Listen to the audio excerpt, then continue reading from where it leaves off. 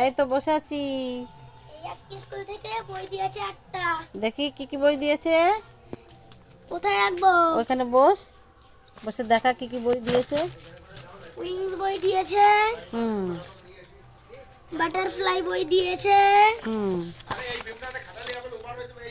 গণিত দিয়েছে, হুম ভাষা পাঠ দিয়েছে, হুম জগৎবাড়ি দিয়েছে, স্বাস্থ্য দিয়েছে, পরিবেশ দিয়েছে আর আর বাংলা বই দিয়েছে। আচ্ছা, খাতা কিনতে হবে কটা? খাতা